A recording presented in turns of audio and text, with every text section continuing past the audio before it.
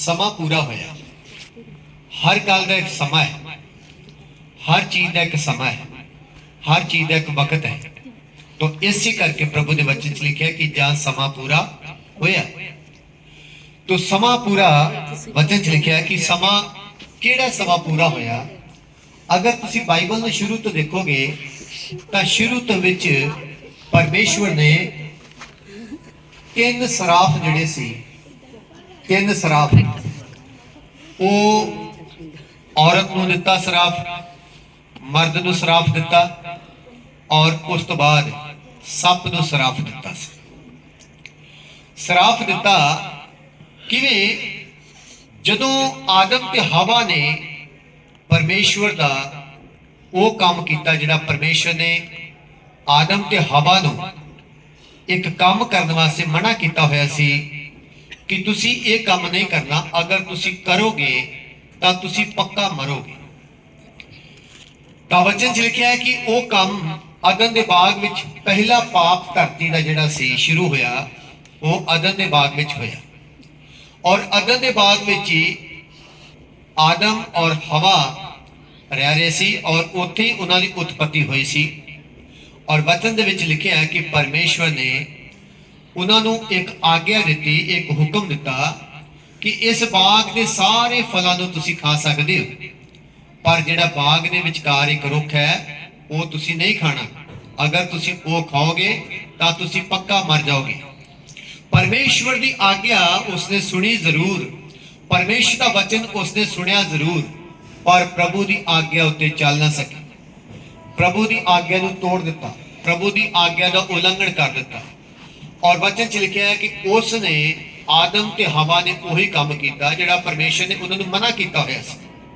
वो बाग के विचकार जिहड़ा रुख लगा होया सी, आदम ने और हवा ने वही फल नूं खाधा और परमेश्वर की नज़र में एक बड़ा पाप कर दिता, प्रभु की नज़र में बड़ा गुनाह कर दिता, प्रभु की नज़र में बड़ा एक अंधकोर पाप कर दिता। और बाइबल च लिखा पाप की मजदूरी मौत है, पाप की मजदूरी मौत है, पर मसीह यसु मसीह के वसीले नाल हमेशा का जीवन है। हुण आदम ते हवा ने पाप किया तो उन्होंने पाप की मजदूरी मिली, उन्होंने मौत मिली। लेकिन वचन च लिखा है कोई भी माता पिता नहीं चाहते कि उन्होंने उत्ते सराफ आए, उन्होंने उत्ते दुख आए, उन्होंने उत्ते कष्ट आए। पर जिवें आदम पाप के कब्जे विच सी, मौत के कब्जे विच सी, दुख के कब्जे विच सी, गुनाह के कब्जे विच सी, तां जिस तरह साडा असी एक माता पिता हाँ, तुसी एक माता पिता हो, इसी तरीके नाल परमेश्वर के वचन दे विच लिखिया है कि परमेश्वर आदम और हवा का माता पिता सी। परमेश्वर के द्वारा उन्होंने उत्पत्ति की गई सी, प्रभु के द्वारा उन्होंने रचना की गई सी। पर जिवें परमेश्वर ने श्राप दिता और परमेश्वर ने अदन के बाग विच उन्होंने बाहर कढ़ दिता, तो श्राप उन्होंने जीवन च काम करना शुरू कर दिता। तो वचन च लिखा है वो बहुत दुख दे विच, बड़ी कष्ट दे विच, बड़ी निराशा दे विच फस गए। और पहला श्राप जिहड़ा दिता सी वो हवा नूं दिता सी कि जद हुण तू मेरे वचन नूं छड्ड के तां सप दे वचन नूं तू सुन लिया, तो हुण तू जद बच्चा पैदा करेगी तू मरदी मरदी बचेगी, पर फिर भी तेरी जिहड़ी इच्छा है वो तेरे पति वाल होएगी।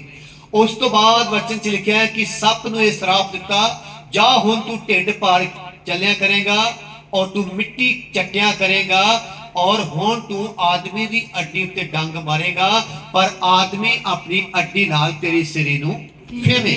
ये दूसरा श्राप। और तीसरा श्राप ये दिता आदम नूं कि जा हुण तू खून पसीने की कमाया खाया करेगा और मुड़का तेरे अंदरों चोएगा, फिर तेनों रोटी नसीब होएगी। और ये तीन श्राप दिते। जब तीन श्राप परमेश्वर ने उत्पत्ति विच धरती, बाइबल की पहली पुस्तक विच तीन श्राप दिते। हुण कोई भी माता पिता नहीं चाहता कि उहदे बच्चे दुख दे विच, कष्ट विच, निराशा विच, पाप दे विच, गुनाह दे विच, मौत के कब्जे विच रहन। इस तरह मैं दस रहा कि आदम ते हवा जिहड़े सी परमेश्वर दे ओ पुत्र सी और धीआं सी, और वो श्राप कई सालों तो, कई पीढ़ियां तो वो चल रहा सी। कई सालों तक, कई हजारां पीढ़ियां तक पीढ़ियां ਸਰਾਫ ਦੇ ਵਿੱਚ ਆਦਮ ਦੇ ਬੱਚੇ ਅੱਗੇ ਉਹਦੇ, ਆਦਮ ਦੇ ਬੱਚੇ ਅੱਗੇ ਉਹਦੇ। ਅਗਰ ਕਿਹਾ ਜਾਏ ਤੇ ਰੁੱਖਾਂ ਵਿੱਚੋਂ ਰੁੱਖ ਨਿਕਲਦੇ ਆ, ਔਰ ਜਦ ਧਰੇਕ ਤੁਹਾਡੇ ਉੱਤੇ ਹੈ ਨਾ, ਇੱਕ ਧਰੇਕ ਦਾ ਰੁੱਖ, ਇਹਦੇ ਵਿੱਚੋਂ ਧਰੇਕਾਂ ਵਿੱਚੋਂ ਧਰੇਕ ਪੈਦਾ ਹੁੰਦੇ ਨੇ। ਇਸ ਤਰ੍ਹਾਂ ਪਾਪੀਆਂ ਦੇ ਵਿੱਚੋਂ ਫਿਰ ਪਾਪੀ ਤੇ ਸਰਾਫਾਂ ਦੇ ਵਿੱਚੋਂ ਸਰਾਫੀ ਲੋਕ ਪੈਦਾ ਹੋਣ ਲੱਗੇ। ਪਰ ਸਰਾਫ ਪਰਮੇਸ਼ਵਰ ਦਾ ਨਾਲ ਨਾਲ ਉਹਨਾਂ ਦੇ ਜੀਵਨ 'ਚ ਚੱਲ ਰਿਹਾ ਸੀ। ਹੁਣ ਇਸ ਆਦਮ ਦੇ ਵਿੱਚ ਜਿਹੜਾ ਸਰਾਪ ਚੱਲ ਰਿਹਾ ਸੀ, ਆਦਮ ਦੇ ਵਿੱਚ ਜਿਹੜਾ ਸਰਾਪ ਪੀੜ੍ਹੀ ਦਰ ਪੀੜ੍ਹੀ ਚੱਲ ਰਿਹਾ ਸੀ, ਇਸ ਸਰਾਪ ਨੂੰ ਕੌਣ ਤੋੜੇਗਾ? ਇਸ ਨੂੰ ਕੌਣ ਸਰਾਪ ਚੋਂ ਕੱਢੇਗਾ? ਇਸ ਨੂੰ ਕੌਣ ਹੁਣ ਮੌਤ ਵਿੱਚ ਬਚਾਏਗਾ? ਇਹਨੂੰ ਕੌਣ ਹੁਣ ਮੁਕਤੀ ਦੇਵੇਗਾ? ਇਹਨੂੰ ਕੌਣ ਪਵਿੱਤਰ ਕਰੇਗਾ? ਇਹਨੂੰ ਕੌਣ ਆਜ਼ਾਦ ਕਰੇਗਾ? ਤਾਂ ਫਿਰ ਇੱਕ ਹੀ ਆਜ਼ਾਦ ਕਰ ਸਕਦਾ ਸੀ, ਉਹ ਆਜ਼ਾਦ ਕਰ ਸਕਦਾ ਸੀ ਜਿਹੜਾ ਖੁਦ ਆਜ਼ਾਦ ਹੋਇਆ ਹੈ। ਉਹ ਆਜ਼ਾਦ ਕਰ ਸਕਦਾ ਸੀ ਜਿਹੜਾ ਖੁਦ ਪਵਿੱਤਰ ਹੋਇਆ ਹੈ। ਉਹ ਪਵਿੱਤਰ ਕਰ ਸਕਦਾ ਸੀ ਜਿਹੜਾ ਖੁਦ ਪਵਿੱਤਰ ਹੋਇਆ। ਤੇ ਬਾਈਬਲ 'ਚ ਲਿਖਿਆ ਪ੍ਰਭੂ ਯਿਸੂ ਮਸੀਹ ਨੇ ਕਹਾ, ਮੈਂ ਪਵਿੱਤਰ ਹਾਂ, ਤੁਸੀਂ ਵੀ ਕੀ ਬਣੋ? ਪਵਿੱਤਰ ਬਣੋ। ਤੁਸੀਂ ਵੀ ਪਵਿੱਤਰ ਬਣੋ। ਔਰ ਇੱਥੇ ਹੁਣ ਧਰਤੀ ਉੱਤੇ ਕੋਈ ਪਵਿੱਤਰ ਨਹੀਂ ਸੀ, ਕਿਉਂਕਿ ਸਭ ਨੇ ਪਾਪ ਕੀਤਾ। ਵਚਨ 'ਚ ਲਿਖਿਆ ਸਭ ਨੇ ਪਾਪ ਕੀਤਾ ਔਰ ਪਰਮੇਸ਼ਰ ਦੀ ਮਹਿਮਾ ਤੋਂ ਰਹਿਤ ਹੋ ਗਿਆ। ਸਭ ਨੇ ਗੁਨਾਹ ਕੀਤਾ ਸੀ। ਪਰ ਆਦਮ ਨੂੰ ਕੌਣ ਆਜ਼ਾਦ ਕਰੇਗਾ? ਮਨੁੱਖ ਨੂੰ ਕੌਣ ਆਜ਼ਾਦ ਕਰੇਗਾ? ਕੌਣ ਆਜ਼ਾਦ ਕਰੇਗਾ? ਇੱਕੋ ਹੀ ਆਜ਼ਾਦ ਕਰੇਗਾ ਜਿਹੜਾ ਖੁਦ ਆਜ਼ਾਦ ਹੈ, ਉਹ ਹੀ ਆਜ਼ਾਦ ਕਰੇਗਾ। ਖੁਦ ਪਵਿੱਤਰ ਉਹ ਕਰੇਗਾ ਜਿਹੜਾ ਖੁਦ ਪਵਿੱਤਰ ਹੈ। ਜਿਹਨੇ ਕਦੀ ਕੋਈ ਪਾਪ ਨਹੀਂ ਕੀਤਾ ਤਾਂ ਉਹਦਾ ਨਾਮ ਹੈ ਇੱਕੋ ਹੀ, ਜਿਹਨੇ ਕਦੀ ਪਾਪ ਨਹੀਂ ਕੀਤਾ। ਔਰ ਜਿਸਨੇ ਯਹੂਦੀ, ਫਰੀਸੀ ਤੇ ਗ੍ਰੰਥੀ ਲੋਕਾਂ ਨੂੰ ਆਖਿਆ, ਤੁਹਾਡੇ ਵਿੱਚ ਕੌਣ ਹੈ ਜਿਹੜਾ ਮੇਰੇ ਵਿੱਚ ਪਾਪ ਸਿੱਧ ਕਰੇ, ਕਿਉਂਕਿ ਮੇਰੇ ਵਿੱਚ ਕੋਈ ਪਾਪ ਨਹੀਂ ਹੈ। ਬੋਲ ਹਾਲੇਲੂਇਆ, ਬੋਲ ਹਾਲੇਲੂਇਆ। ਜਿਹਨੇ ਕਦੀ ਕੋਈ ਪਾਪ ਨਹੀਂ ਕੀਤਾ, ਉਹਦਾ ਨਾਮ ਪ੍ਰਭੂ ਯਿਸੂ ਮਸੀਹ ਹੈ। ਮਸੀਹ ਦਾ ਮਤਲਬ ਇਹੋ ਹੈ, ਜਿਹੜਾ ਪਿਓਰ ਹੈ, ਜਿਹੜਾ ਅਭਿਸ਼ਿਕਤ ਹੈ, ਜਿਹੜਾ ਪਵਿੱਤਰ ਹੈ। ਉਹਦਾ ਨਾਮ ਇਸ ਕਰਕੇ ਪ੍ਰਭੂ ਦੇ ਵਚਨ 'ਚ ਲਿਖਿਆ, ਉਹਦਾ ਨਾਮ ਕੀ ਰੱਖਿਆ ਜਾਏ? ਯਿਸੂ ਰੱਖਿਆ ਜਾਏ, ਯਿਸੂ ਨਾਸਰੀ ਰੱਖਿਆ ਜਾਏ। ਔਰ ਜਿਹਦਾ ਮਤਲਬ ਹੈ ਜਿਹਨੇ ਕਦੀ ਕੋਈ ਪਾਪ ਨਹੀਂ ਕੀਤਾ। ਔਰ ਯਿਸੂ ਮਸੀਹ ਦਾ ਨਾਮ ਦਾ ਮਤਲਬ ਹੈ ਮੁਕਤ ਕਰਨ ਵਾਲਾ, ਆਜ਼ਾਦ ਕਰਨ ਵਾਲਾ, ਛੁਟਕਾਰਾ ਦੇਣ ਵਾਲਾ। ਬੋਲ ਹਾਲੇਲੂਇਆ, ਹਾਲੇਲੂਇਆ। तो उस समय नूं परमेश्वर ने रखिया होया सी, या श्राप दिता होया सी, उस श्राप नूं कोई तोड़ ना सकिया। ना कोई नबी तोड़ सकिया, ना कोई देवी देवता तोड़ सकिया, ना कोई होर तोड़ सकिया। पर इको ही तोड़ सकदा सी, ओदा नाम प्रभु यीशु मसीह सी। इसे करके वचन च लिखिया, जब समा पूरा होया तां परमेश्वर ने अपने पुत्र प्रभु यीशु मसीह नूं संसार विच भेजिया, जिहड़ा तीमी तो पैदा होया। और जिहड़ा शरत दा मतलब यह है, परमेश्वर जद काम करदा ते परमेश्वर सिस्टमैटिक ढंग नाल करदा। परमेश्वर समय तो पहला कोई काम नहीं करता। परमेश्वर पीढ़ी दर पीढ़ी नूं श्राप तोड़न वास्ते प्रभु ने सिस्टमैटिक ढंग नाल काम किया। और अपनी गोद विच जिहड़ा इहदा एक लौता पुत्र प्रभु यीशु मसीह सी, जिहड़ा शब्द सी परमेश्वर दा, उहनूं संसार विच भेजिया। और ओही शब्द माता मरियम दे कोल गया। और माता मरियम नूं प्रभु दा एंजल जबराइल कहन लगा कि माता मरियम, तू तैनूं वधाई होवे, तू एक पुत्र नूं जन्म देवेंगी, ओदा नाम तू यीशु रखी। अज संसार दे लोकां नूं यीशु दा पता नहीं। अज संसार दे लोकां नूं यीशु मसीह दे प्यार दा पता नहीं। अज संसार दे लोकां नूं प्रभु यीशु मसीह दे प्यार दी ऊंचाई दी, डूंघाई दी, लंबाई दा कोई पता नहीं। पर यीशु मसीह दा मतलब है, जिन्हों कभी कोई मुक्त नहीं कर सकता, उन्होंने यीशु मुक्त कर सकता है। जिन्हों कोई आजाद नहीं कर सकता, उन्होंने यीशु आजाद कर सकता है। बोलो हालेलुया, हालेलुया, हालेलुया। हुण यीशु मसीह सरा दे मुताबिक, यानी कि वचन के मुताबिक धरती उत्ते आया। और उसने फिर साडे वास्ते की कीता? 5 वचन पढ़ी। इसलिए जो ਮੁੱਲ ਦੇ ਕੇ ਉਹਨਾਂ ਨੂੰ ਜਿਹੜੇ ਸਰਾ ਦੇ ਮਹਿਤਤ ਹਨ ਛੁਡਾਵੇ, ਕਿਲੇ ਪਾਲਕ ਪੁੱਤਰ ਹੋਣ ਦੀ ਪਦਵੀ ਸਾਨੂੰ ਪ੍ਰਾਪਤ ਹੋਵੇ। वचन च लिखिया है कि जो उसने मुੱਲ ਦੇ ਕੇ ਉਹਨਾਂ ਨੂੰ ਜਿਹੜੇ ਸਰਾ ਦੇ ਮਤਹਿਤ ਸਨ ਛੁਡਾਵੇ, ਔਰ ਭਾਈ ਨਿਪਾਲਕ ਪੁੱਤ ਹੋਣ ਦੀ ਪਦਵੀ ਸਾਨੂੰ ਪ੍ਰਾਪਤ ਦੇਵੇ। ਅਸੀਂ ਜਿਹੜੇ ਧਰਤੀ ਦੇ ਉੱਤੇ ਸੀ, ਨਿਪਾਲਕ ਹੁੰਦਾ जिदा कि इनू अनाथ बच्चे नू गोद लै लैना। कई बार अज भी तुसीं देखदे हो ना, कई लोग जिन्हां दे घर बच्चे नहीं हुंदे, वो गोद लै लैंदे। अनाथ आश्रम च जाके बच्चे नू की लैंदे ने? गोद लैंदे ने। ਔਰ ਜਿਹੜੀ ਆਪਣੀ ਸਾਰੀ ਪ੍ਰਾਪਰਟੀ ਹੁੰਦੀ ਹੈ ਉਸ ਬੱਚੇ ਦੇ ਨਾਮ ਤੇ ਕਰ ਦਿੰਦੇ ਨੇ। ਯਾਦ ਰੱਖੋ, ਅਸੀਂ ਜਿਹੜੇ ਪਾਪ ਦੇ ਵਿੱਚ ਸੀ, ਪਾਪ ਦੇ ਫੰਦਿਆਂ ਵਿੱਚ ਸੀ, ਪਾਪ ਦੀ ਗੁਲਾਮੀ ਦੇ ਵਿੱਚ ਸੀ, ਔਰ ਸਾਡਾ ਕੋਈ ਵਾਲੀ ਵਾਰਸ ਨਹੀਂ ਸੀ। ਜਿਸ ਪਿਤਾ ਦੇ ਦੁਆਰਾ ਅਸੀਂ ਪੈਦਾ ਹੋਏ ਉਹ ਵੀ ਮਰ ਗਿਆ, ਸਾਡੇ ਦਾਦੇ ਬਾਬੇ ਮਰ ਗਏ, ਸਾਰੇ ਖਤਮ ਹੋ ਗਏ। ਸਾਡਾ ਕੋਈ ਰੂਹ ਦਾ ਵਾਲੀ ਵਾਰਸ ਨਹੀਂ ਸੀ। ਸਾਡੀ ਆਤਮਾ ਦਾ ਕੌਣ ਵਾਲੀ ਵਾਰਸ ਹੈ? ਕੋਈ ਨਹੀਂ। ਪਰ ਇੱਕੋ ਸੀ, ਉਹਦਾ ਨਾਮ ਪ੍ਰਭੂ ਯਿਸੂ ਮਸੀਹ ਸੀ। Hallelujah, hallelujah. ਵਚਨ ਚ ਲਿਖਿਆ, ਉਸ ਪਰਮੇਸ਼ਰ ਨੇ ਸਾਨੂੰ ਸਾਡੇ ਵਾਸਤੇ ਆਪਣਾ ਲਹੂ ਬਹਾਇਆ, ਸਾਡੇ ਵਾਸਤੇ ਆਪਣੀ ਜਾਨ ਤੱਕ ਦਿੱਤੀ, ਸਾਡੇ ਵਾਸਤੇ ਆਪਣੀ ਜਵਾਨੀ ਦਾ ਗਾੜਾ ਲਹੂ ਕੱਢ ਕੇ ਉਸਨੇ ਸੰਸਾਰ ਦੇ ਵਾਸਤੇ ਦਿੱਤਾ। ਔਰ ਇਸੇ ਕਰਕੇ ਲਿਖਿਆ, ਪਰਮੇਸ਼ਵਰ ਨੇ ਜਗਤ ਨਾਲ ਅਜਿਹਾ ਪ੍ਰੇਮ ਕੀਤਾ ਜਿਸ ਨੇ ਆਪਣਾ ਇਕਲੌਤਾ ਪੁੱਤਰ ਦੇ ਦਿੱਤਾ, ਔਰ ਜੋ ਕੋਈ ਉਹਦੇ ਨਾਮ ਤੇ ਨਿਹਚਾ ਕਰੇ ਉਹ ਨਾਸ਼ ਨਾ ਹੋਵੇ ਬਲਕਿ ਸਦਾ ਦਾ ਜੀਵਨ ਪ੍ਰਾਪਤ ਕਰੇ। ਬੋਲ ਹਾਲੇਲੂਇਆ। ਸਾਨੂੰ ਪਰਮੇਸ਼ਵਰ ਨੇ ਨਿਪਾਲਕ ਪੁੱਤਰ ਹੋਣ ਦਾ ਪਦਵੀ ਦਿੱਤੀ। ਸਾਨੂੰ ਪਰਮੇਸ਼ਰ ਨੇ ਗੋਦ ਲੈ ਲਿਆ। ਸਾਨੂੰ ਨਾਸ ਆਸ਼ਰਮ ਦੇ ਵਿੱਚੋਂ ਸਾਨੂੰ ਕੱਢ ਕੇ ਪਰਮੇਸ਼ਰ ਨੇ ਆਪਣੀ ਗੋਦ ਵਿੱਚ ਸਾਨੂੰ ਬਿਠਾ ਲਿਆ। ਔਰ ਜਦੋਂ ਪਰਮੇਸ਼ਰ ਨੇ ਆਪਣਾ ਲਹੂ ਦਿੱਤਾ ਔਰ ਅਸੀਂ ਫਿਰ ਕੀ ਬਣ ਗਏ? ਪੜ੍ਹੀ ਇੱਕ ਵਚਨ ਨੂੰ, ਗਲਾਤੀਆਂ ਦੀ ਪੱਤਰੀ ਉਹਦਾ 3 ਅਧਿਆਇ ਉਹਦਾ 26 ਵਚਨ ਔਰ ਉਹਦਾ 27 ਵਚਨ ਪੜ੍ਹੀ। ਹਾਂਜੀ, 26 ਵਚਨ ਔਰ 27 ਵਚਨ। ਹਾਂਜੀ, 26 ਵਚਨ ਔਰ 27 ਵਚਨ। ਕਿਉਂ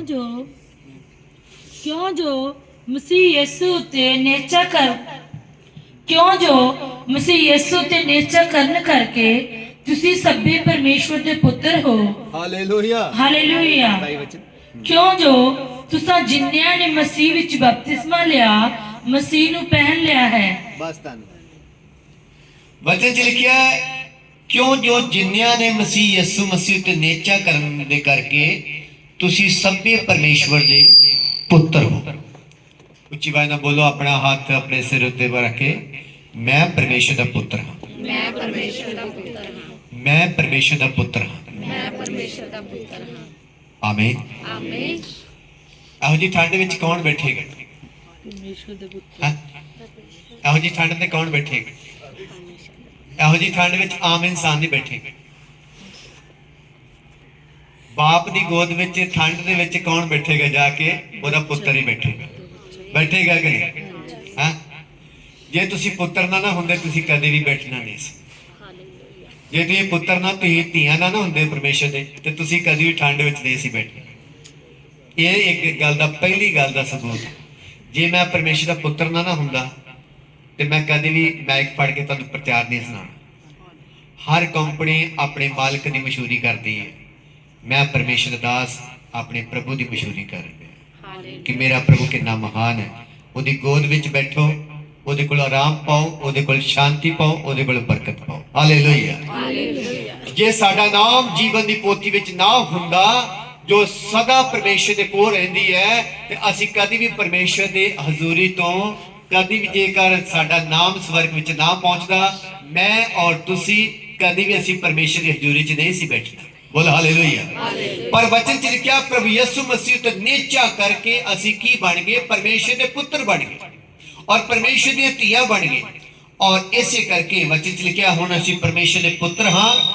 ਕਿਉਂ ਜੋ ਤੁਸੀਂ ਜਿਨ੍ਹਾਂ ਨੇ ਮਸੀਹ ਯਿਸੂ ਦਾ ਬਪਤਿਸਮਾ ਲਿਆ, ਤੁਸੀਂ ਮਸੀਹ ਯਿਸੂ ਮਸੀਹ ਨੂੰ ਪਹਿਨ ਲਿਆ।